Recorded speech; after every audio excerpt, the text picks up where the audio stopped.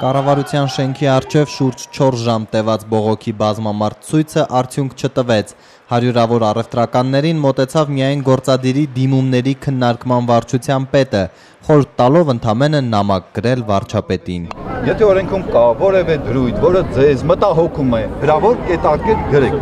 Այս հայտարարությունը սակայն ավելի բորբոքեց առևտրականների զայրույթը։ Նրանք պահանջում էին, որ Հովիկ Աբրահամյանն անձամբ իջնի ու պատասխան տա,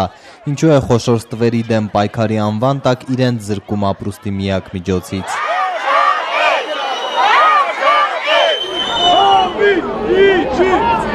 Ինչ է ուզում անի, ուզում է խոշորին բռնի, ինչի ինքը չգիտի ով է խոշորը։ Այդ ապրանքը երկնքից չի գնում սեղանների վրա։ Գալիս է, չէ, սահման անցնում, նա սահման է, խոշորը սահման անցկացնում։ Բոլորը վարկեր ունեն, բոլորը պարտքեր ունեն։ 1% դա թաքնված, քողարկված մի ձև է, որոնք որ ինքը դա անում է իբր թե մեզ ինչ որ հաճոյանալու համար, բայց դրա տակ թաքնված է գուգանքները։ Վարչապետը թեև չիջավ, բայց կառավարության նիստի մեկնարկին առևտրականների բողոքին անդրադարձավ, ասաց նրանց մտահոգությունը անտեղի է, անհիմն։ Հովիկ Աբրահամյանը ցուցարարների շարքերում հրահրողների է տեսնում։ Կառավարությունը որևէ նման խնդիր չի դրել, որ փոքր եւ միջին բիզնեսին ճնշի, այլ հակառակը այս փաթեթով մենք մտածել ենք ամեն ինչ անել աջակցել, որպեսզի փոքր եւ միջին բիզնեսը կայանա մեր երկրում։ Եվ ուղղակի մենք չենք հանդուրժելու, որ իրենք դառան հարթակ, որպեսզի նպաստեն խոշորներին հարկերը թաքցնելու։ Առևտրականները հակադարձում են, դեմ չեն մուծել հաստատագրված հարկը, բայց չեն ուզում հաշվապահ վարձել կամ գործիք դառնալ օլիգարխիայի դեմ ձևական պայքարում։ Վստահ են, վարչապետը ստում է, թե փոքր ձեռներեցները որպես հարկատու կառավարությանը հետաքրքիր չեն։ Առաջի անգամ է խաբում ինչի։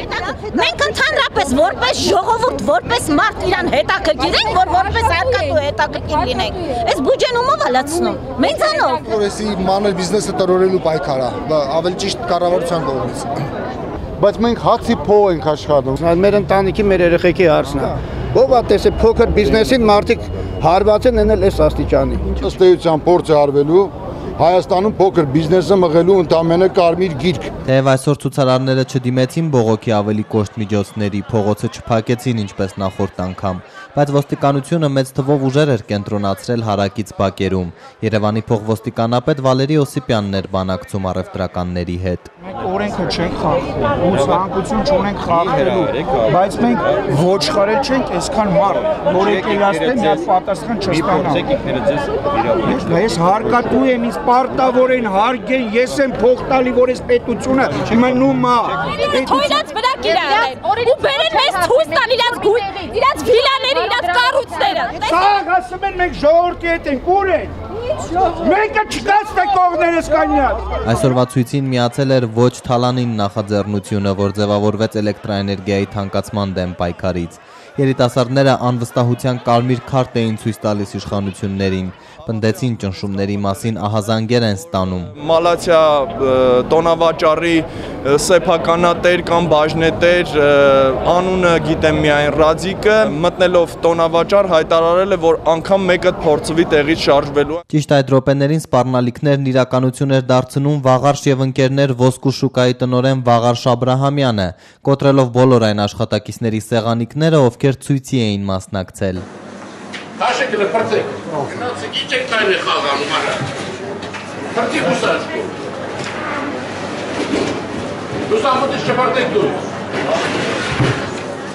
Այս ինչ մոտեցման ձևա ես չեմ հասկանում։